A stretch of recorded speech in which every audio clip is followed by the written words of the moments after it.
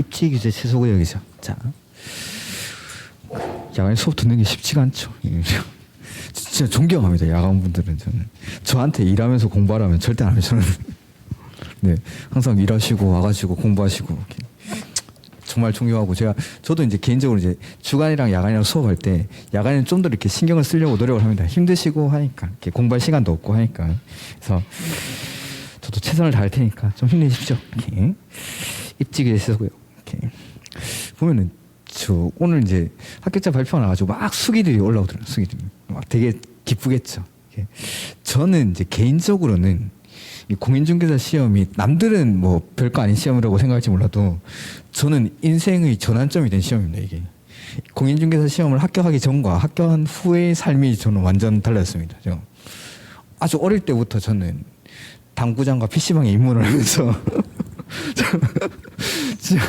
제 친구들 중에 대학교 간 애들이 별로 없습니다. 저는 이제 학벌도 별로 좋지도 않고 뭐 지방에서 학교 나오고 그랬는데, 제 친구들 중에서는 그래도 제가 학벌이 아주 좋은 제 친구들은 뭐 거의 대학교 간 친구들도 없고 거의 같이 놀던 애들이 뭐 전문대 가거나 학교 안 가거나 뭐 이런 애들인데, 그렇게 가지고 이제 막 20대 때도 거의 뭐 부모님 등골 빨아먹으면서 살았죠. 이렇게 PC방에서 공부하라고 보내놓으면 PC방 가고, 제가 시대를 잘못 타고나가지고 시대만 좀 잘 타고났으면 프로게이머가 됐을 텐데 지금 페이커급의 버금가는 프로게이머가 됐을 텐데, 제가 공부로는 뭐 전국 뭐 세 자릿수 이렇게 못 들어본 적이 없는데 그 게임 랭킹으로는 전국 두 자릿수까지 제가 들어봤는데 그 정도로 게임에 미쳐서 살았었는데, 시험 합격하고 이렇게 살면 안 되겠다 해가지고 마침 또 이제 강의할 기회가 좀 주어졌었습니다. 제가 그래가지고 그때부터는 좀 열심히 살았던 것 같은데, 이 작은 계기로 이제 삶이 좀 달라질 수 있는 것 같습니다. 진짜 이렇게 뭐 저보다 훨씬 이제 인생을 많이 살아오신 분도 계시고 한데, 진짜 작은 계기가 삶을 많이 바꾸는 것 같습니다. 진짜 남들이 별거 아니고, 아버지가 제가 이거 공인중개사 시험 친다니까 그런 걸 왜 해야 하는 거야, 그걸 왜. 근데 저는 그래서 이제 돈도 못 받고 학원에 가가지고 어떻게든 이제 수업 들어가지고 합격하고 나서는 좀 이제 삶이 많이 달라졌습니다. 좀 그 뒤로는 좀 열심히 살았던, 남들한테 제가 이제 합격하고 나서 강의 시작하고 나서는 남들한테도 당당하게 내가 열심히 살았다라고 말할 수 있을 만큼 열심히 살았습니다. 이렇게. 그러니까 한 해 이제 직업을 하나 더 가진 겁니다. 수험생이라는 직업을. 그래서 가끔씩 공부할 저도 이제 메가랜드에서도 강의를 하고 다른 회사에서도 이제 강의를 하고 있는데, 그런 데서는 이제 인터넷으로 질문을 하시죠. 그런데 보면은 공부할 시간이 없다라고 하는데 그런 말을 하면 안 됩니다. 그러면 공부할 시간이 없으면 안 해야죠. 이렇게. 그러니까 직업적으로 공부를 하죠. 직업적으로. 내가 수험생이라는 직업을 하나 더 가진 겁니다. 그런 생각하시고 1년 동안만 좀 노력하시면은 평생 자격증이죠. 이거 평생 소득도 꽤 괜찮고. 그래서 그러니까 그런 것들 좋은 생각하시면서 좀 즐겁게 수험생활 하셨으면 좋겠습니다. 이렇게. 자, 88페이지 볼 건데, 입지규제 최소구역 보면은, 자, 입지규제 최소구역은 용도 구역의 일종입니다. 그래서 입지 규제 최소 구역, 페이지가 88페이지. 자, 이게 뭔지는 한번 말씀드렸었는데, 용도 구역의 일종으로서 규제를 완화해 준다라고 했죠. 그래서 요 입지라는 거, 여기가 어디라고 했죠? 구도심. 즉 예전에 개발되어 있던 곳인데 지금은 너무 오래전에 개발되다 보니까 낙후된 지역으로 바뀐 겁니다. 해서 여기를 다시 개발하려고 하다 보니까 지금의 규제를 갖다 대니까 개발을 할 수가 없더라는 거죠. 그래서 규제를 완화해 주면서 구도심이나 원도심, 그러니까 이런 것들을 다시 한번 살려보자라는 거. 그래서 입지 규제 최소 구역은 어디를 개발할지를 먼저 지정을 해줍니다. 어디를 개발할지. 그리고 나서 이렇게 지정된 입지 규제 최소 구역에서는 당연히 규제를 하겠죠. 그 규제는 계획으로 입지 규제 최소 구역 계획을 수립을 합니다. 이렇게 해서 지정을 하고 나서 지정된 입지 규제 최소 구역에서는 입지 규제 최소 구역 계획으로 규제를 하겠다라는 거. 자, 입지 규제 최소 구역 지정 어떻게 하죠? 관리 계획으로. 입지 규제 최소 구역 계획 수립은 어떻게 하죠? 관리 계획으로. 그러니까 여기 보면은 입지 규제 최소 구역을 지정하는 것뿐만 아니라 입지 규제 최소 구역 계획을 수립하는 것도 관리 계획으로 합니다. 관리 계획으로. 그래서 입지 규제 최소 구역을 지정할 때 N은 입안하고 그리고 결정, 고시라는 절차를 거치고 입지 규제 최소 구역을 계획을 수립할 때도 입안하고 그다음에 결정, 고시 똑같이. 그러면 입지 규제 최소 구역을 지정하는 사람은 누굴까요? 관리계획으로 하니까 관리계획의 결정권자가 지정을 합니다. 관리계획 결정권자가. 관리계획으로 지정을 하는 거니까 관리계획의 결정권자가 지정을 합니다. 자, 이게 예전에는 입지규제 최소구역이 처음 생겼을 때는 국장만 입지규제 최소구역을 지정했습니다. 그래서 예전에는 국장만 지정했었는데 지금은 국장만 지정한다면 틀린 지문. 국장도 지정할 수 있는 거, 국장도. 이렇게. 그러니까 예전 조문이랑 바뀐 걸 아는지를 묻기 위해서 다음중 관리계획을 뭐 국장만 결정할 수 있는 경우가 아닌 것은 뭐 이런 식으로 가끔 모의고사라든지 이런 데 출제를 하고 이게 예전에 그 29회인가 30회 때 기출문제 다음 중 국장만 국장이 지정할 수 있는 국장만 지정할 수 있는 관리계획이 아닌 것은 해가지고 요걸 낸 겁니다. 근데 그 당시가 이게 바뀔 때였습니다. 그러니까 예전에는 국장만 지정하다가 그게 그해 몇 월 며칠부터 4월 달부터인가 관리계획 결정권자로 바뀌었는데 출제위원들이 그걸 몰랐던 거죠. 그래가 출제해가지고 요게 전원정답이 됐던 문제가 요거였습니다. 그때. 그래서 국장만 지정하는 게 아니라 관리계획 결정권자가. 그 다음에 결정하려면 협의하고 심의라는 걸 거쳐야겠죠. 자, 제가 앞에서 뭐 30일, 60일 이런 거 중요하지 않다라고 했습니다. 협의 요청을 받은 관계 행정기관의 장은 30일 안에 보통은 답변을 줘야 됩니다.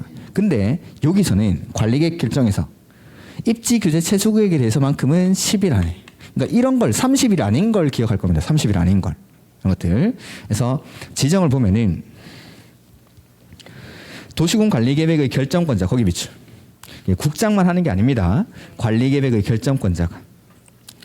도시지역에서 복합적인 토지용을 증진시켜 도시정비를 촉진하고 지역 거점을 육성할 필요가 있다고 인정되면 다음의 어느 하나에 해당하는 지역과 그 주변 지역의 전부 또는 일부를 입지 규제 최소구역으로 지정할 수 있다. 한마디로 말하면 구도심, 원도심입니다. 첫 번째, 기본계획에 따른 도심, 부도심 또는 생활권의 중심지역.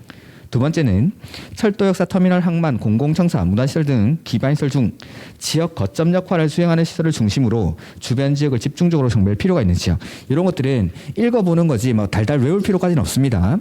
세 번째는 3개 이상의 노선을 교차하는 대중교통 결절지로부터 1km 이내에 위치한 지역. 예전에 기출지문에 뭐 이걸 지구 단위 계획에서 한번 내온 적이 있는데 2km 이렇게 바꿔냈습니다. 1km, 2km가 그게 중요한 게 아니었습니다. 다음에 기출문제 풀면서 그게 왜 1km, 2km가 안 중요한지는 말씀드릴 겁니다.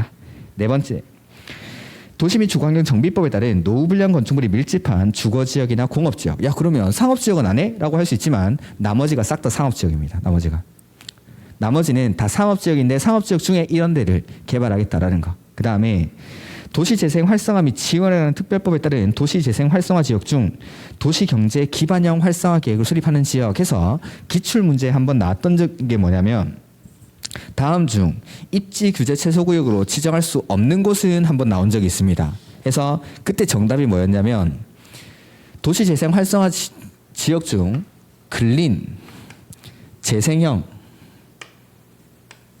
활성화 계획을 수립하는 지역에서 이게 정답이었습니다. 근데 올해 개정된 게 뭐냐면 거기 이응 보이십니까? 이응에 그 미음까지는 법에서 규정된 거고 비읍, 시읒, 이응은 대통령령에 있는 건데 이응에 있는 근린 재생형 활성화 계획을 수립한 지역 이게 되는 걸로 바뀌었습니다.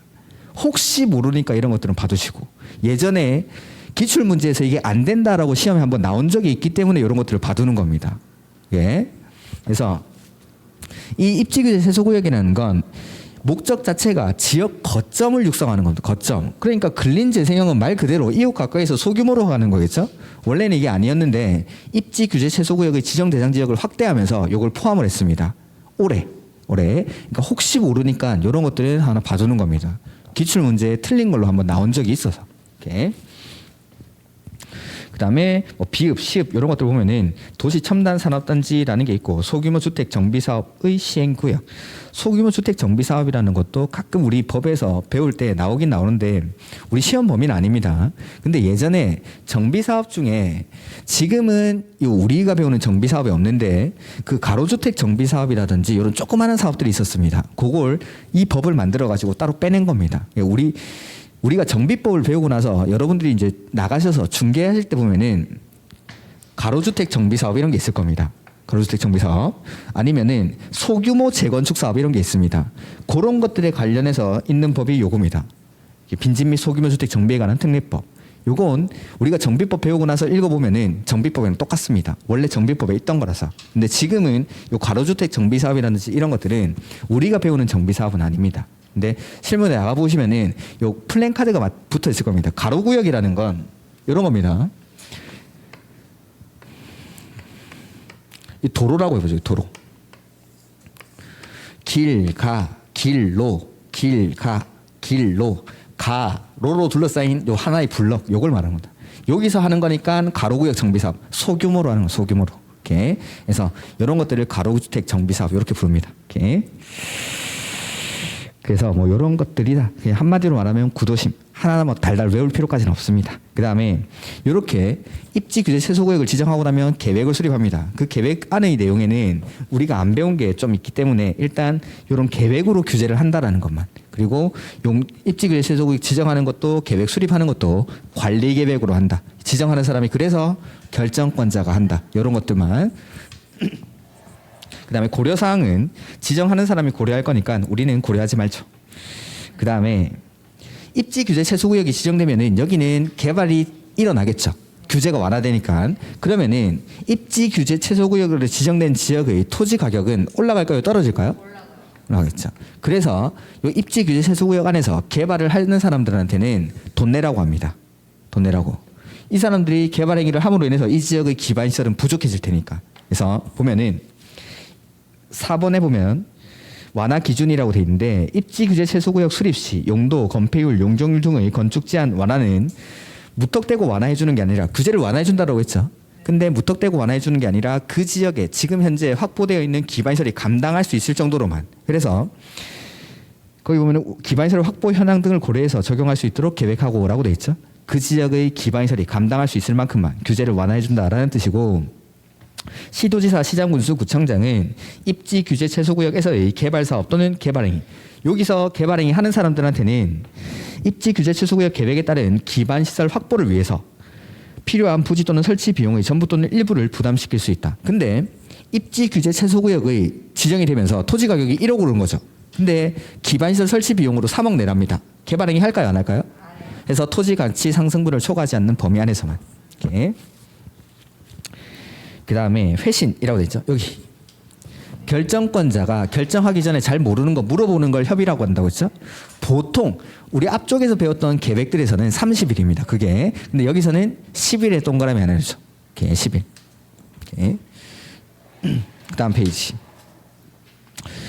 6번 보시면은 다음 페이지에 자, 입지 규제 최소구역 지정할 때 관리 계획으로 하죠. 계획 수립도 관리 계획으로 합니다. 근데 다른 법에서 이 관리 계획이 결정된 것으로 보는 경우들이 있습니다. 그렇다 하더라도 입지 규제 최소구역의 지정이나 입지 규제 최소구역 계획의 수립은 관리 계획으로 안 하면 지정이 안 됩니다. 이것도 시험에 한번 나온 적이 있습니다. 그래서 보면은 다른 법률에서 관리 계획 결정을 의지하고 있는 경우, 그러니까 도시개발법에서 도시개발법은 도시개발 사업을 하는 절차죠. 도시개발 사업을 하기 위해서는 개발계획을 수립하고 도시개발구역이라는 걸 지정을 해야 됩니다. 도시개발구역이 지정되면은 여기를 도시지역, 용도지역이죠. 이게 결정되어 고시된 것으로 간주를 해버립니다. 간주. 도시지역뿐만 아니라 지구단위 계획구역으로 이렇게. 자, 관리계획 결정 고시가 의제가 됐죠. 요거는 국계법에서 관리계획으로 입안 결정 고시라는 절차를 거친 게 아니라 도시개발구역에서 도시개발구역을 지정하니까 관리계획이 결정된 것으로 본다라는 겁니다. 이런 식으로. 국계법 말고 다른 법에서 관리계획 결정을 의제하는 경우가 있습니다. 의제, 간주, 본다 다 똑같은 말이죠. 민법 시간에 배우시죠. 이런 것들. 그러니까 볼 때 다른 법에서 관리계획 결정을 의제하고 있더라도 요거 입지 규제 최소구역 이런 것들만큼은 의제가 안 됩니다.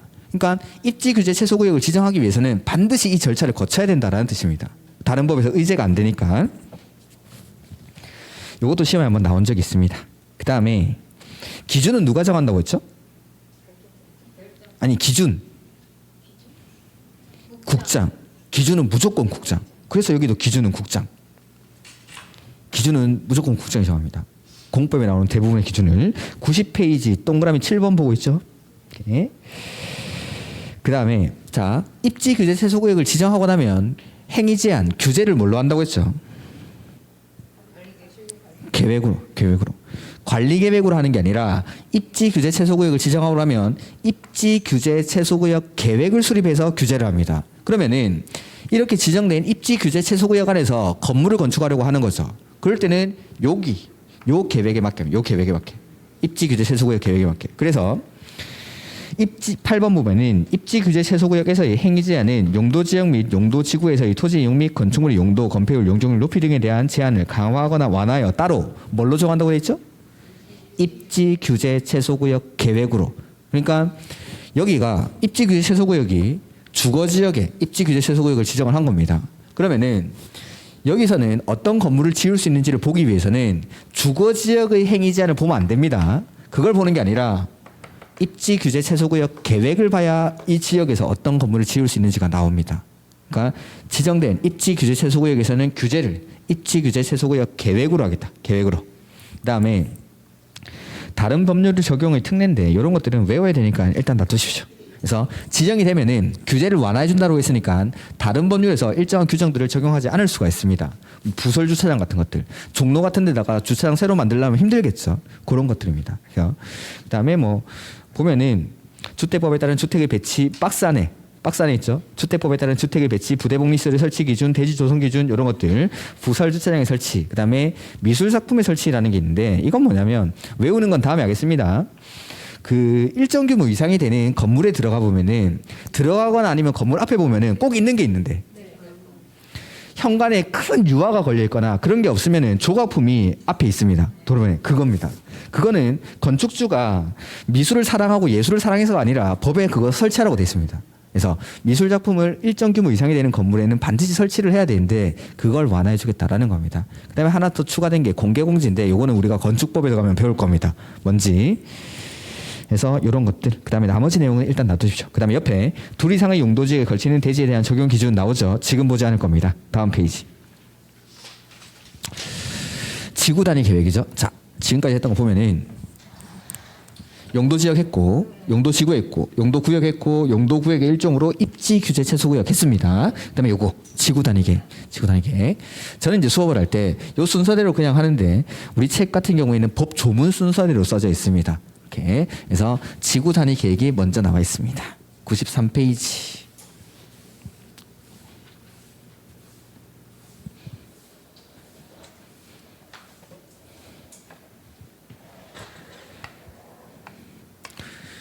그 필기 하시는 거 아니죠? 1월달 되면은 제가 쓰는 거 똑같이 자료로 다 나올 겁니다. 그게 지구 단위 계획. 그래서 뭐 이게 무슨 뜻인지는 했었는데 한번 의의를 읽어보면은 지구 단위 계획은 도시군 계획 수립 대상 지역의 전부입니까 일부입니까? 동그라미 일부. 에 대해서 토지 이용을 합리화하고 기능을 증진시키고 미관을 개선하고 양호한 환경을 확보하며 그 지역을 체계적 계획적으로 관리하기 위해서 수립하는 관리 계획을 말한다라고 돼 있죠. 그래서 지구 단위 계획은 지구 단위로 수립하는 관리 계획입니다. 지구 단위로 수립하는 관리 계획. 그러니까 도시군 관리 계획은 원래는 도시군 계획 수립 대상 지역, 즉 관할 단위로 수립하죠. 특광시군 단위로 수립하는 계획인데 지구 단위 계획은 지구 단위로 수립하는 관리 계획이다라는 거. 해서 요 지구는 용도 지역, 지구, 구역할 때 그 지구입니다. 해서 지구는 지역보다 좁은 개념이라서 특광시군 토지의 전부에 지정합니까? 일부에 합니까? 그래서 이 관할을 다른 말로 바꾸면 도시, 군, 계획, 수립, 대상, 지역이 되는 겁니다. 여기 도시군 계획 어디서 만들죠? 관할에서. 도시군 계획 수립 대상 지역이 어디죠? 똑같은 말이죠. 도시군 계획은 어디서 만듭니까? 도시군 계획 수립 대상 지역이 어디입니까? 똑같은 말. 관할. 즉 특광시군의 일부. 그래서 맨날 시험에 나오는 게 지구 단위 계획은 도시군 계획 수립 대상 지역의 전부 또는 일부에 지정할 수 있다. 아닙니다. 일부에. 지구 단위로 만드는 계획이니까. 해서 요거 다른 말로 바꾸지도 않습니다. 지구 단위 계획에서 문제 나오는데 앞에 도시군 계획 수립 대상 지역 나오면은 그 뒤에는 무조건 일부만. 전부도 안 되고 전부 또는 일부도 안 됩니다. 무조건 일부만. 왜냐하면 지구 단위로 만드는 계획이니까. 그래서 지구 단위 계획은 토지 이용을 합리화하고 기능을 증진시키고 미관을 개선하고 양호한 환경을 확보하기 위해서, 즉 그냥 한마디로 잘해보자 이 말이었죠. 한마디로 합리적으로 이용하기 위해서. 그래서 일단 첫 번째는 어디를 합리적으로 이용할지를 정합니다. 그게 지정. 지구 단위 계획구역을 지정을 합니다. 그 다음에 이렇게 지정된 지구 단위 계획구역에서도 규제를 해야겠죠. 여기서도 규제를 지구 단위 계획을 수립해서 합니다. 방금 봤던 거랑 똑같죠. 입지 규제 최소구역을 지정하고 나면 입지 규제 최소구역 계획으로 규제를 하고, 지구 단위 계획구역에서는 지구 단위 계획으로 규제를 합니다. 그러면 지구 단위 계획구역에서 건물을 건축하거나 용도 변경할 때는 용도 지역의 규제를 봐야 될까요? 이걸 봐야 될까요? 지구 단위 계획. 지구 단위. 그래서 하나 먼저 보고 올까요? 저 끝에 있을 텐데. 너무 끝에까지 가는 건 아닙니다. 거기. 103페이지.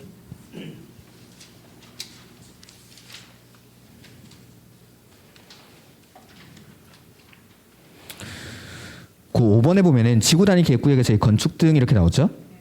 지구 단위 계획구역에서 건축물을 건축하거나 용도 변경 또는 공작물을 설치하려면 뭐에 맞게 하죠? 지구 단위 계획에 맞게. 앞에서 봤던 거랑 똑같죠. 입지 규제 최소구역에서 건물을 건축할 때에는 입지 규제 최소구역 계획에 맞게, 지구 단위 계획구역에서는 지구 단위 계획에 맞게. 그 밑에 예제에 보면은 기출 문제 나와 있죠. 이런 것도 시험에 나옵니다. 보면은 도시군 계획 수립 대상 지역의 전부라고 돼 있습니까? 일부라고 돼 있습니까? 이거 보는 순간 이거 찍어야 돼요. 이거예요. 이거는 0.5초짜리 문제입니다. 0.5초짜리 문제. 오케이. 그래서 도시군 계획 수립 대상 지역의 일부에 대해서 수립하는 계획이 지구 단위 계획이다. 이런 것도 시험 문제 나오죠. 오케이. 이게 이 일부라는 게 시험에 한두 번 나온 게 아닙니다. 5번, 6번 계속 나옵니다. 사람들이 계속 틀리니까. 오케이. 다시 앞으로 가보죠.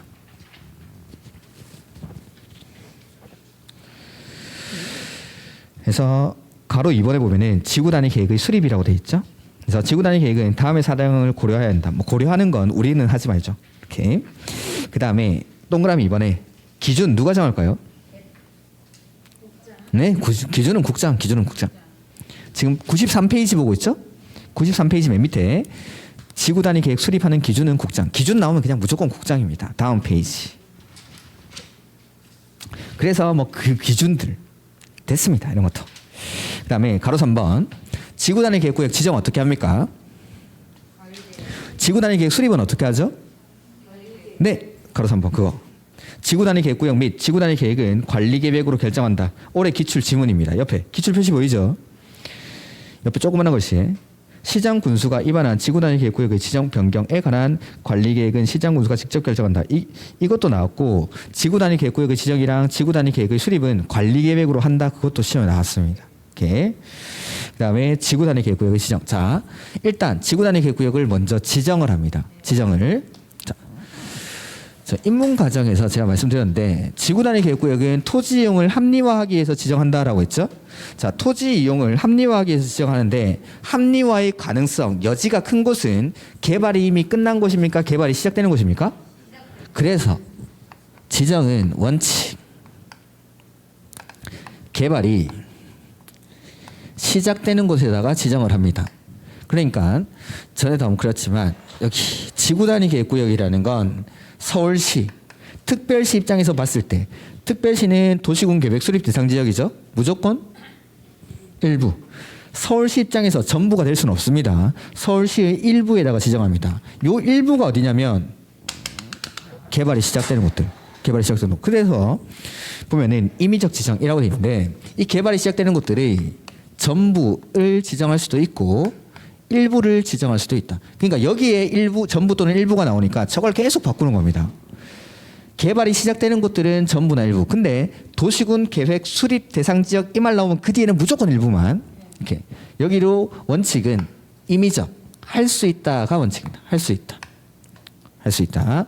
그래서 보면은 국장, 시도지사, 시장, 군수는 자 지구 단위 계획구역을 지정하는 건 관리계획으로 하죠. 그러니까 관리계획의 결정권자가 지구 단위 계획구역을 지정합니다. 관리계획 결정권자는 원칙 시, 도, 대도시, 예외적으로 국장이 관리계획 결정할 수 있죠. 그러면 국장, 시, 도라고 해야 되는데 뒤에 시장, 군수는 왜 있죠? 그게 방금 읽은 기출지문. 시장 군수가 위반한 지구단위 계획구역의 지정이나 변경, 지구단위 계획의 수립이나 변경은 누가 결정할 수 있죠?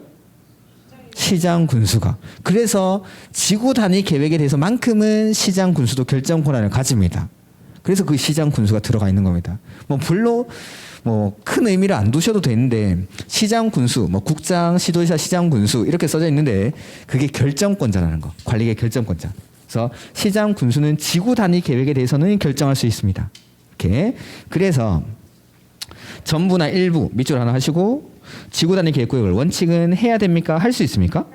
할 수 있다. 밑줄. 그래서 그 옆에 페이지 95페이지부터 96페이지까지 쭉 나오죠. 외울 수 없겠죠. 외우는 것도 아닙니다. 개발이 시작되는 거.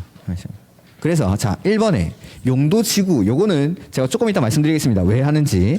용도지구 빼고 2번부터 도시개발구역, 정비구역, 택지개발지구, 대지조성사업지구, 산업단지와 준산업단지, 관광단지와 관광특구 등등등. 저도 외우려고 외운 게 아니라 10번 이상 읽다 보니까 그냥 자동적으로 외워졌습니다. 이게.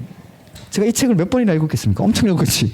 그러니까 자동적으로 외워진 것이 자 여기는 외우는 거 아니고 개발이 시작되는 곳이다 라고 생각하면서 몇 번 읽어보시면 됩니다. 그래서 도시개발구역, 정비구역, 택지개발지구, 대지조성사업지구, 산업단지와 준산업단지, 관광단지와 관광특구 요런데. 그 다음 8번에 요건 한번 보죠. 개발제한구역, 도시자연공원구역, 시가와 조정구역 또는 공원 이런 곳은 개발이 안 되는 곳이겠죠. 근데 뒤에 뭐라고 돼 있죠? 해제 동그라미. 기출문제. 개발 제한 구역은 지구 단위 계획구역으로 지정할 수 있다 이렇게 나오는 겁니다. 아니죠. 개발 제한 구역이 아니라 개발 제한 구역은 개발이 안 되는 곳이니까 개발 제한 구역에서 해제되는 곳을 지정할 수 있다 이렇게 되죠. 이렇게. 그 다음에 뒤에 보면은 자 도시 지역은 어떻게 세분하죠? 주거지역, 상업지역, 공업지역, 녹지지역 중에 가장 개발이 안 되는 곳이 어딜까요? 거기서 용도지역이 주거지역, 상업지역, 공업지역으로 변경되죠. 그러니까 개발이 안 되는 용도지역에서 개발이 되는 용도지역으로 바뀌는 겁니다. 그러니까 이제 여기서는 개발이 시작이 되겠죠. 요런데. 그 다음에 밑에 막 엄청 많죠? 됐습니다. 이렇게. 근데 보면은 9번에 기역 한번 뭐 기역? 주요 역세권, 고속버스, 시외버스 터미널, 간선도로의 교차지 등 양호한 기반시설을 갖추고 있어 대중교통 이용이 용이한 지역. 니은댔고 디귿 3개 이상의 노선이 교차하는 대중교통 결절지로부터 1km 이내에 위치한 지역. 이거 어디서 본 것 같은데? 입지 규제 최소구역 지정 대상 지역이죠. 자, 입지 규제 최소구역은 규제를 완화해주면서 개발이 일어날까요? 개발을 못할까요? 그러면 거기 개발이 시작되는 곳이죠? 당연히 할 수 있습니다. 그러니까 개발이 시작되는 곳이다라는 의미를 가지고 방금처럼 나중에 이제 제가 하여야 하는 지역까지 보고 지구 단위 계획구역의 지정 문제를 어떻게 푸는지 문제 푸는 요령들은 제가 문제풀이 가서 다 말씀드릴 건데 일단은 이런 것들 한마디로 말하면 개발이 시작되는 곳입니다. 근데 동그라미 1번에 용도지구 말씀 안 드렸죠. 자 보면은 이건 뭔지 한번 보죠. 관할 토지 전부에다가 용도지역이 지정되어 있고 이 부분에 기능이 떨어져 있다 하면은 그 위에 용도지구를 이렇게 지정을 합니다. 근데 용도지구는 중복해서 지정할 수 있습니까? 그래서 하나 더 지정하는 거죠. 이렇게 하나 더 지정해도 될까요? 이렇게. 자, 이 토지의 토지이용 계획서를 한번 떼보는 겁니다. 그러면은 여기다가 건물 짓기 위해서는 일단 용도지역의 건축 제한에 적합한지를 확인해야 됩니다. 그걸로 끝나는 게 아니라 1번 용도지구 확인해야겠죠? 2번 용도지구 확인해야겠죠? 3번 용도지구 확인해야겠죠? 규제가 무지하게 복잡한 겁니다. 무지하게. 그러니까 용도지역뿐만 아니라 지구의 각각의 용도지구의 규제를 다 확인해야 됩니다. 그러니까 각각의 용도지구를 다 확인해야 되는데 이게 규제가 너무 복잡한 거죠. 일반인이 이런 토지를 이용한다는 건 거의 불가능에 가깝습니다. 그러니까 야 이거 규제가 너무 복잡해 라고 하면서 이거 좀 바꿔줘라고 하면 바꿔줘. 근데 요 용도지구들 위에다가 뭘 지정하냐면 지구 단위 계획구역 이렇게 지정합니다. 용도 지구도 지구에다 지정하는 거고 지구 단위 계획구역도 지구에다 지정하는 거니까 지구 단위 계획구역을 지정하면은 규제를 뭘로 한다고 했죠? 그러니까 기존에는 용도 지역, 그다음에 지구 1, 2, 3 이렇게 네 가지로 규제하던 걸 하나로 바꾸는 거죠. 지구 단위 계획으로. 이렇게 하면 훨씬 더 간편해지겠죠. 요렇게 하면 요렇게. 그러니까 용도 지구에는 지구 단위 계획구역을 지정할 수가 있습니다. 그러니까 이렇게 복잡한 규제를 단순하게 바꿔달라라는 겁니다. 그래서 이런 것들 기존의 용도지구를 폐지하고 그 용도지구에서의 행위제한 등을 지구 단위 계획으로 대체하기 위한 지역 이런 말들이 되게 많이 나옵니다. 다 이겁니다. 기존의 용도지구 1, 2, 3 폐지하고 지구 단위 계획으로 대체하기 위한 여기서 용도지구로 행위제한 하던 걸 지구 단위 계획으로 대체하겠다라는 대체 이런 말들이 계속 나올 겁니다. 그러니까 용도 지구가 너무 복잡하니까 지구 단위 계획으로 바꿔줘 이 말입니다. 요게 여기뿐만 아니라 계속 나옵니다. 계속 나오는데 아 이거구나라고 생각하시면 됩니다. 용도 지구는 중복해서 지정할 수 있고 규제가 너무 복잡하니까 단순하게 바꿔줘. 그래서 용도 지구에다가 지정할 수 있습니다. 나머지 2번 이하는 싹 다 개발하는 곳입니다. 개발하는 곳. 이거는 외우는 거 아닙니다. 그래서 이런 개발이 시작되는 곳들이 전부도 되고 일부도 되고 즉 지구 단위 계획구역이라는 건 특별시, 광역시, 시, 군 입장에서는 일부, 무조건.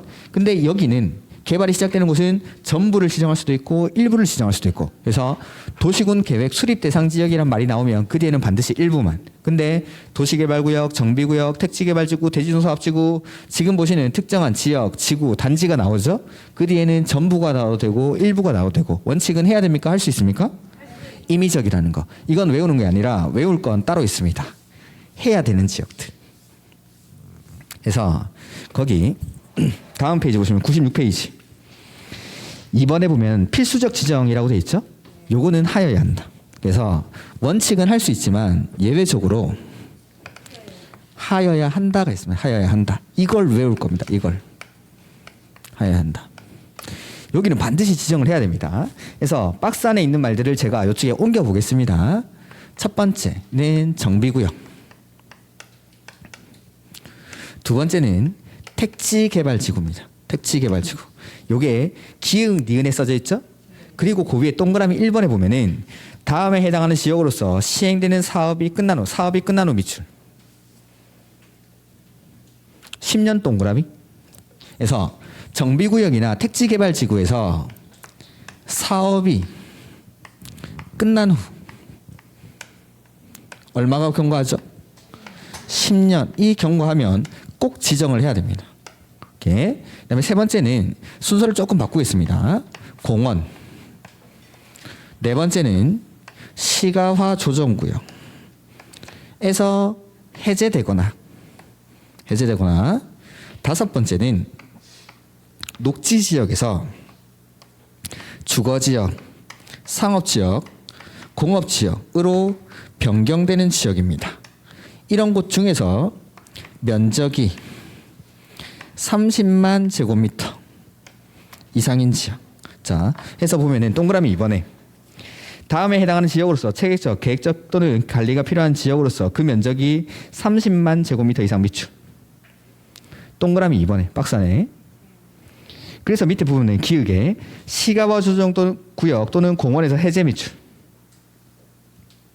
다만 이 안에 일단 놔두십시오. 이건 다음에 하겠습니다. 니은에 녹지지역에서 주거지역, 상업지역, 공업지역으로 변경 미출. 그러니까 기역, 니은 시가화 조정구역이나 공원에서 해제되거나 녹지지역에서 주거지역, 상업지역, 공업지역으로 변경되는 지역 중 면적이 얼마 이상이죠? 30만 제곱미터 이상인 지역은 지정을 해야 됩니까? 할 수 있습니까?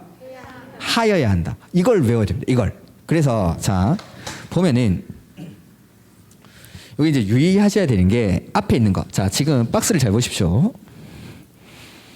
정비구역, 택지개발지구, 그 다음에 공원이나 시가화 조정구역에서 해제되는 지역, 그리고 녹지지역에서 주거지역, 상업지역, 공업지역으로 변경되는 지역. 얘네들은 아까 할 수 있는 지역에 다 있던 것들입니다.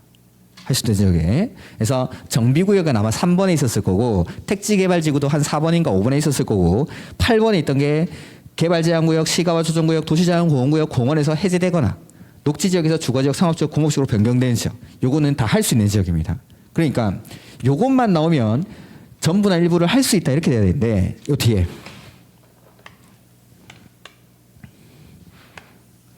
이 빨간색 조건이 붙어야 하여야 한다 이렇게 된 겁니다.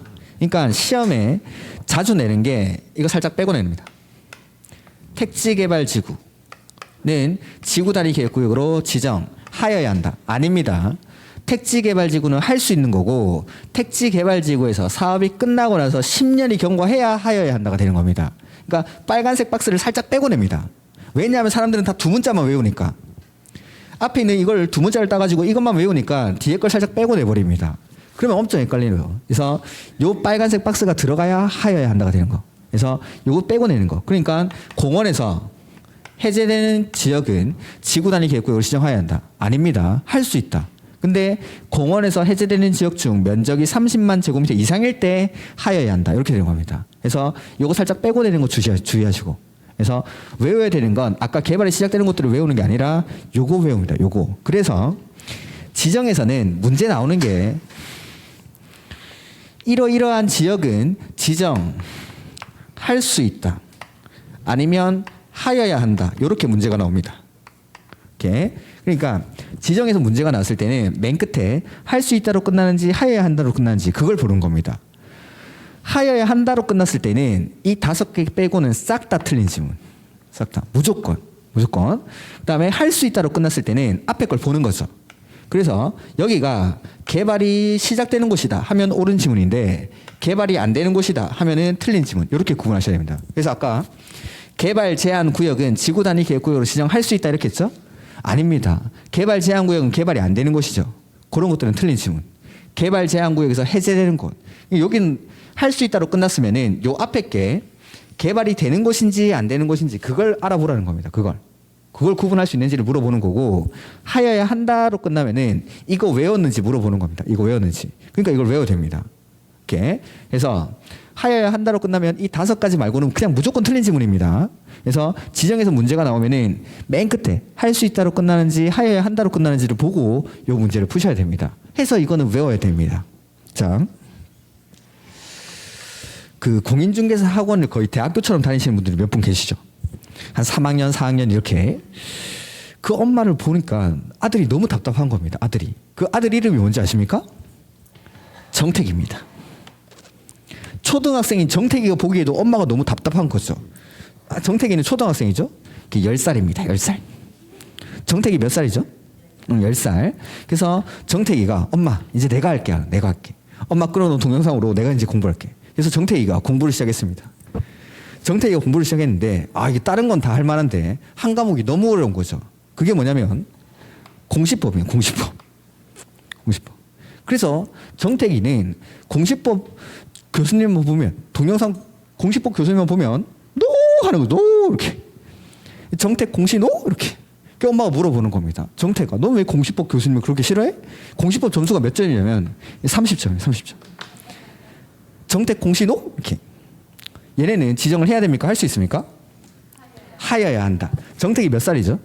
10살. 공시법 점수가 30점. 저는 개인적으로 공시법 교수님 좋아합니다. 지금 공시법 교수님이 커피를 사줘서 좋아하는 건 아니지만 그냥 좋아합니다. 제가 공시법 교수님은 제가 자주 뵙는데 저는 좋아합니다. 저는 그래서 정택이는 10살이고 공시법 점수가 30점이라서 공시법 교수님을 싫어합니다. 노 이렇게 정택 공시 노 이렇게 요거.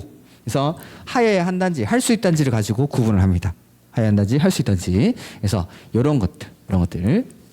그래서 계속 이제 문제 풀다 보면은 제가 말씀드린 게 여기 나올 겁니다. 그러니까 이게 들어만 가지고는 잘 구분이 안 되고 문제 풀어보면서 틀려보면 됩니다. 그래서 이게 제가 한 말이 그 말이구나라는 걸 알 수 있어요. 이렇게. 그리고 하나 유의하셔야 되는 건 요거 사업이 끝난 후라는 거. 이걸 또 어떻게 바꾸냐면 지정고시 후 이렇게 바꿉니다. 이게 그러니까 시험에 나올 만큼 다 바꿔서 냈습니다. 그러니까 바꾸신 대로 계속 바꿔보는 거죠. 그래서 이렇게. 그러니까 그 대학교에 가가지고 부동산학과 앞에 지나가는 교수님들 있죠. 그 부동산학과 교수님들한테 교수님 정택이 몇 살이죠? 하면은 다 10살이지 합니다. 정택이가 10살이라는 걸 모르는 사람이 없습니다. 그래서 이걸 바꾸고 이거 이렇게. 그래서 이런 것들. 지정 고시 후 10년이 아니라 사업이 끝나고 나서 10년. 이런 것들. 그다음에 요 빨간색 박스 빼고 내는 거 주의하시고. 노란색만 나오면은 개발이 시작되는 것이다. 요게 지정. 그다음에 지구 단위 계획구역은 토지 이용을 합리화하기 위해서 지정한다라고 했죠. 이렇게 합리화해야 되는 곳은 도시 지역에만 있을까요? 비도시 지역에도 있을까요? 그래서 그 밑에 도시 지역 외의 지역의 지정 요건 나오죠. 도시 지역 외의 지역이 어디라고 했죠? 관리, 농림, 자연환경 보전지역. 촌 아닙니다. 관리, 도시지역 빼고 관리, 농림, 자연환경 보전지역 중에 지정할 수 있는 곳이 크게는 3군데가 있습니다. 해서 자 오늘은 제목만 확인하겠습니다. 가로 1번에 지정하려는 구역의 50% 이상이 밑줄, 계획관리지역. 일단 계획관리지역에 지정할 수 있어요. 계획관리지역에. 다음 페이지 보시면은 가로 2번에 개발진흥지구 밑줄. 개발진흥지구. 그 다음에 세 번째가 아까 말씀드렸던 거. 용도지구를 폐지하고 그 용도지구에서의 행위 제한 등을 지구 단위 계획으로 대체하는 지역. 제목 쭉 밑줄. 비도시 지역에는 이렇게 3군데에다가 지구 단위 계획 구역을 지정할 수 있다는 거. 일단 오늘은 이것만 기억하죠. 이것만. 비도시 지역은 막 숫자들 보이죠? 막 3만, 30만, 10만, 뭐 10만 제곱미터 초과하는 경우 20만, 막 2만, 막 이런 거 나옵니다. 10%, 20% 이런 거 다음에 하죠. 아무튼 그래서 요거만 기억하면 됩니다. 그래서 지정은 하여야 한다, 할 수 있다 이런 것도 있다는 거. 원칙은 할 수 있는데 예외적으로 하여야 한다. 이렇게. 그다음에 자 이렇게 지구 단위 계획구역 지정했죠. 그러면은 이제 계획 만들어야겠죠. 그래서 가로 2번에 그 큰 2번에 지구 단위 계획. 이렇게. 그러니까 이 목차가 그만큼 중요해요. 어떻게 흘러가는지 알면은 최근 순서대로 이렇게 쭉 써져 있는 겁니다. 이렇게. 그래서 지구 단위 계획구역을 지정하고 나면 지구 단위 계획을 수립합니다. 해서 이 계획을 보고 지구 단위 계획구역에서 어떤 건물을 지을 수 있는지 이런 것들이 나옵니다. 그래서 지구 단위 계획구역의 지정 목적을 이루기 위해서 지구 단위 계획에는 다음의 사항 중 3과 5의 사항을 포함한 2 이상의 사항이 포함돼야 한다. 다만 일단 그건 됐고, 그래서 박스 안에 3번 별표, 5번 별표.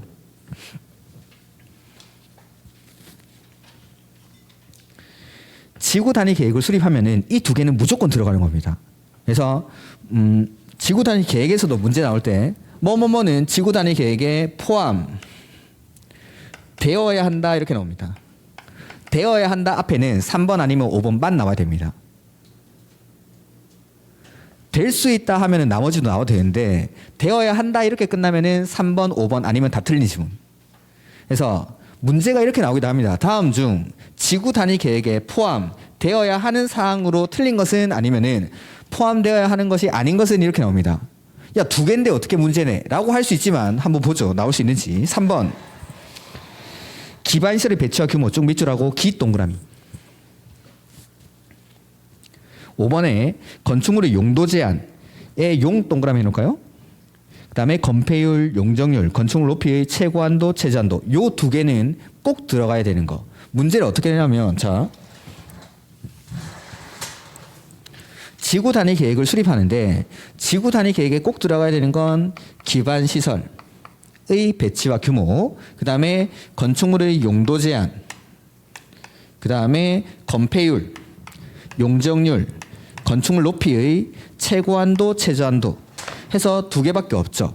다음 중 지구 단위 계획에 반드시 포함되어야 되는 내용에 해당하지 않는 것은 하면은 보기를 1번, 2번, 3번, 4번, 5번 하면 5개. 용도 제한, 건폐율, 용적률, 높이, 최고한도, 최저한도 이거 다 따로 분리해서 내죠. 이렇게 해가지고 문제를 출제를 합니다. 그래서 독립 문제로도 나오기도 하고 지문으로 섞여서 나오기도 하고 이렇게. 그래서 동그라미 친 게 요거죠. 지구 단위 계획을 수립할 때는 용기가 필요합니다. 용기가. 그래서 요 2가지는 포함돼야 되는 거. 나머지 내용도 외울 겁니다.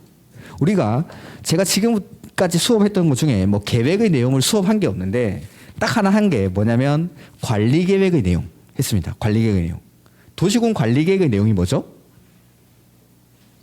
저 6개. 저 시험에 나옵니다. 그 다음에 지구 단위 계획의 내용 이거는 8개를 외울 겁니다. 나중에는. 그래서 독립적으로 다음 중 지구 단위 계획의 내용에 해당하는 것은 다음 중 관리 계획의 내용에 해당하는 것은 이렇게 문제가 나옵니다. 계획의 내용들은 막 10개, 20개씩 있는 것도 많아서 수업을 잘 안 하는데 제가 말씀드리는 계획이 4가지가 있을 겁니다. 그 4가지는 계획의 내용을 암기할 겁니다. 그래서 저거 첫 번째 관리 계획 내용 거의 외우셨겠죠 이제. 그 다음에 요거는 일단 오늘은 2개만 하죠. 2개만. 기반시설의 배치와 규모, 그 다음에 건축물의 용도 제한, 건폐율, 용적률, 건축물 높이 최고한도, 최저한도, 그리고 나머지도 외울 겁니다. 나중에는. 그래서 요 2개는 꼭 들어가야 되는 거. 그 다음에 99페이지 보면은 지구 단위 계획 수립 기준 누가 정할까요? 네, 국장. 기준은 국장. 그 다음에 이렇게 지구 단위 계획구역을 지정하고 지구 단위 계획을 수립했죠. 그러면은 지구 단위 계획구역에서는 규제를 강화할까요, 완화할까요? 규제를 지구 단위 계획구역을 지정하고 지구 단위 계획을 수립했습니다. 그러면 행위 제한 규제는 강화할까요, 완화할까요? 강화 도하고 완화 도합니다. 그러니까 아까 지구 단위 계획의 내용에 보면은 거기 5번, 6번 건축물의 배치, 형태, 색채, 건축선 이런 것도 말씀드렸죠. 그러니까 여기가 상업지역인데 일반적인 상업지역은 그냥 이런 건물들 들어서는 겁니다. 근데 이 상업지역에다가 지구 단위 계획구역을 지정하는 거죠. 그러면서 건축물의 형태를 규제합니다.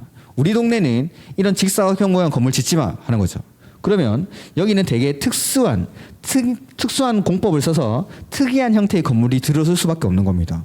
이런 모양, 성냥갑 3개 쌓아놓은 이런 건물, 그 다음에 그 옆에 가보니까 원통형으로 생긴 막 이런 건물, 막 이런 게 들어서는 거죠. 다른 지역들 폼이 나겠죠. 그 다음에 건축물의 뭐 형태, 종류 같은 것들. 그러니까 일반적인 상업지에 가면은 1층에 엘리베이터 가보면 우리 건물도 마찬가지죠. 1층에 뭐 있고 2층에 뭐 있고 건물 안내도가 있죠. 건물들이 막 섞여 있습니다. 근데 요 동네에는 유흥시설 짓지 마, 노래방 짓지 마, 뭐 안마시설 이런 거 들어오지 마. 건물의 용도까지 규제를 합니다. 그러니까 일반적인 상업지역이라 하더라도 상업지역에 지을 수 있는 건물을 다 지을 수 있는 게 아니라 지구 단위 계획으로 건물의 용도까지 규제를 합니다. 그러니까 다른 지역들보다 훨씬 정돈된 형태로, 그 다음에 건축물의 용도, 뭐 그 다음에 색채, 밖에다가 빨간 벽돌 절대 쓰지 마 했죠. 근데 나는 빨간 벽돌이 너무 좋은 겁니다. 빨간 벽돌을 지으면은 이거 준공검사가 안 나옵니다. 그 다음에 심한 데 가면 창문 틀 모양 같은 것도 규제를 합니다. 아치형으로 하라고 했는데 네모 반듯한 창문 하죠. 이 다 뜯어내고 공사 새로 합니다. 엄청난 규제를 가합니다. 왜냐하면 그렇게 규제를 해야 다른 일반적인 상업지역보다 예쁘게 될 테니까. 그래서 자, 상가 건물들의 가치를 올리는 방법, 가장 쉬운 방법이 뭐죠? 사람 많이 오면 됩니다. 그러니까 사람이 많이 오면은 그 건물의 가치는 증가하죠. 그러니까 자, 일반적인 상업지역이 있고 이런 지구 단위 계획이 잘 돼 있는 이런 상업지역이 있는 겁니다. 여러분 같으면 100만 원 내일 되면 없어지니까 오늘 무조건 쓰랍니다. 여기 가겠습니까? 지구 단위 계획 수립한 데 가겠습니까? 여기 가는 거예요. 여기 가야 돈 쓴 티가 나고 그 돈 쓴 티를 내기 위해서 뭐 하죠? 그렇죠. 사진 찍고 사진. 이런 데 와가지고 사진 찍는 거 사진. 뒤에 건물을 배경으로 해서. 근데 뒤에 건물도 되게 폼 나는 건물이죠. 그러니까 여기서 사진 찍으면 폼이 나는 겁니다. 카톡 프로필 사진에 올려놓고 인스타그램 이런 데 올려놓고 해가지고 여기 뭐 어디 갔다 왔다 자랑하는 거죠. 샵 해가지고 야경, 샵, 엄지척 이렇게 이런 데가 지구 단위. 규제를 엄청나게 가하니까 폼이 나는 거예요. 다른 지역보다. 우리는 이제 배운 사람이니까 하나 더 쓰죠. 샵, 지구 단위 계획 이렇게. 우리 배운 사람이니까 이런데 그러니까 어마어마한 규제를 가하는 겁니다. 그러다 보니까 다른 지역보다 훨씬 폼이 나는 거죠. 근데 건축주들은 그걸 받아들입니다. 왜냐하면 이렇게 이쁘게 지어놓으니까 사람들이 몰려드는 거죠. 이렇게 대신에 규제를 강화하는 게 3,645가지 있는데 이만큼 규제를 하니까 9가지는 완화를 해주겠다라는 겁니다. 9가지는. 여러분들은 3,645가지 공부하시겠습니까? 9개 공부하시겠습니까? 그래서 책에도 9개만 써놓은 겁니다. 9개만. 이렇게. 그래서 규제도 엄청나게 하는데 요것만큼은 완화해 주겠다라는 거. 이렇게. 그래서 8개, 그 다음에 건축법에서 5개, 그 다음에 주차장 설치 기준은 둘 다 부설 주차장이니까 그냥 부설 주차장 이렇게 기억하면 됩니다. 어쨌든 우리가 아직 건축법 규정을 안 배웠으니까 요거는 다음에 하겠습니다. 다음에. 이렇게. 그 다음에 뭐 뒤에 보면은 회색으로 해가지고 보기도 싫죠. 넘어가시죠. 102페이지. 102페이지. 뭐 시료 이런 말 보입니까? 시료 나오면 무조건 나와야 되는 말이 뭐라고 했죠? 네, 다음 날. 그래서 자, 지구 단위 계획구역을 지정하고 나면 계획을 만들어야겠죠. 요거는 3년 안에 만들어야 됩니다. 3년. 안 만들면 3년이 된 날이 다음 날에 요거 지정에 관한 효력이 상실됩니다. 그게 동그라미 1번. 지구 단위 계획 구역의 지정에 관한 관리계획 결정고시로부터, 그러니까 지정하려면 관리계획으로 결정을 해야 되죠. 그렇게 관리계획으로 결정하고 나서 지구 단위 계획에 관한 관리계획이 3년 안에 결정고시되지 아니하면 3년이 되는 날이 다음 날에 요거 지정에 관한 관리계획 결정 효력이 상실된다라는 겁니다. 그 다음에 동그라미 2번은 뭐냐면 그 다만 뒤에는 됐습니다. 계획을 만들고 나면 사업에 착수를 해야 됩니다. 사업의 착수는 5년입니다. 5년. 단 뭐 주민이 입안 제한한 것만 한다라고 돼 있는데 일단 3년 5년만. 우리가 주민의 입안 제한을 제대로 안 배웠으니까 요거 3년 5년. 그래서 일단은 오늘 뭐 사업의 착수는 모르시더라도 지정되고 나서 지구 단위 계획 얼마 안에 만든다고 했죠. 요거만 하나 기억해 보죠. 지구 단위 계획구역 지정하고 나서 계획은 3년 안에. 3년 안에 영 안 되겠으면 앞으로 1년 동안 구자를 이렇게 쓰기로 약속하죠. 지구 이렇게 1년 동안만 구자 이렇게 쓰죠. 구 이렇게 지구 단위 이렇게 3년 지정하고 나서 계획은 3년 안에. 이것만 안 하면 3년이 되는 날이 다음 날. 그다음에 아까 5번은 읽었죠. 지구 단위 계획구역의 건축 등. 요거는 지구 단위 계획구역에서 건물 건축할 때에는 지구 단위 계획에 맞게 한다. 요것도 올해 시험에 나왔는데 일정 기간 내에 철거가 예상되는 가설 건축물을 제외한다. 그게 시험에 나왔습니다. 그래서 옆에 기출 지문에 보면은 나와 있죠. 그것도 올해 생긴 건데 바로 출제를 했습니다. 이렇게 요까지가 지구 단위 계획. 자, 그러면은 보면 이제 지구 단위 계획 했고 요거 남았죠. 요거 기반시설. 간단한 것까지만 볼까요? 자, 보면은 104페이지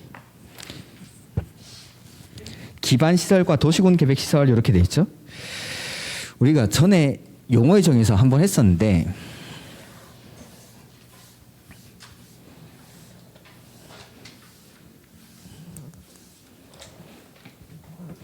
기반시설 제가 도로 같은 것들을 예를 들었죠. 도로, 철도, 항만, 공항 이런 것들이 관리계획으로 결정되기 전에는 기반시설이라는 거. 그 기반시설 종류가 거기 표에 나와 있죠. 그래서 크게는 교통시설, 공간시설, 유통공급시설, 공공문화체육시설, 방제시설, 보건위생시설, 환경기초시설 이렇게 구분하고 얘네들이 관리계획으로 결정이 됩니다. 그러면 도로가 하수도, 뭐 학교 이런 걸로 바뀌는 거 아니죠. 여전히 도로지만 이 도로를 뭐라 부른다고 했죠? 도시, 군, 계획, 시설. 그게 가로 3번에 옆에 페이지 가로 3번에 나와 있죠. 그래서 기반시설 중에서 관리계획으로 결정된 시설을 도시군, 계획, 시설 이렇게 부른다. 그 다음에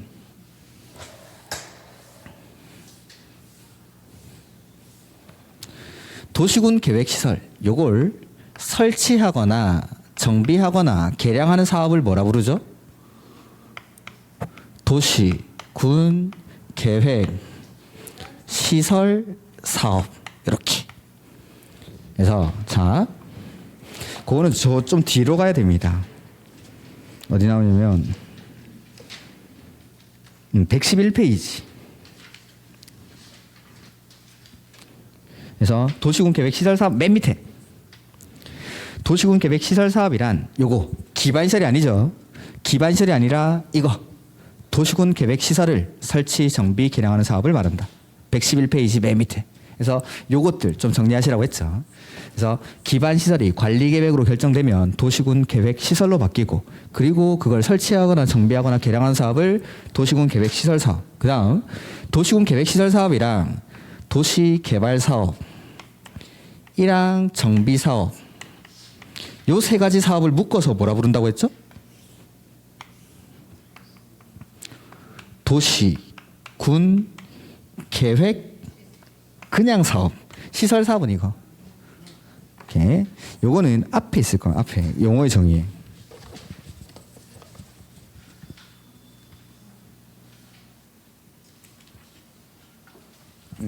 27페이지 가보시면은 기본서에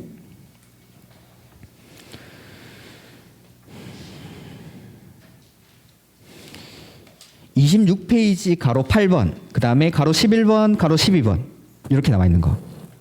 이렇게 요거. 그래서 기반시설, 도시군 계획시설, 그 다음에 도시군 계획시설 사업, 도시군 계획사업 요거 구분하는 거. 그래서 도로 같은 게 관리계획으로 결정되기 전에는 기반시설이라고 부르고 이게 결정이 되고 나면 도시군 계획시설, 구속력이 발생하고 구체화가 됐다라고 했었죠. 그리고 이 도시군 계획시설, 기반시설을 설치하는 게 아닙니다. 도시군 계획시설을 설치, 정비, 개량하는 사업을 도시군 계획시설 사업, 그리고 도시군 계획시설 사업, 도시개발 사업, 정비 사업 이렇게 세 가지 사업을 묶어서 도시군 계획 사업. 요거 계속 반복하는 이유는 그만큼 중요한 용어라서 그렇습니다. 이렇게. 그래서 자, 다시 뒤로 와 보시면은 104페이지.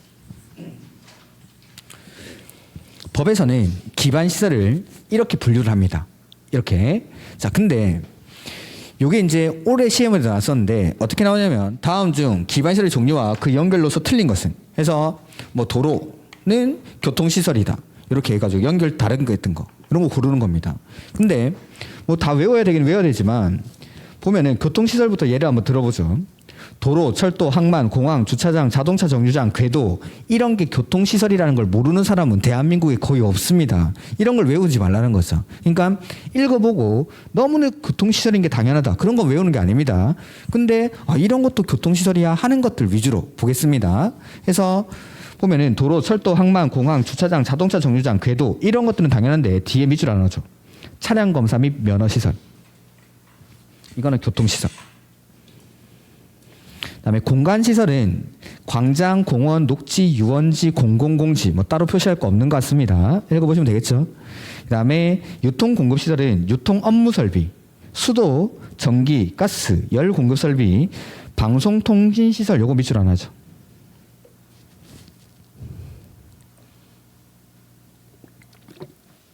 그다음에 공동구는 제가 따로 설명드릴 거고 시장 밑줄.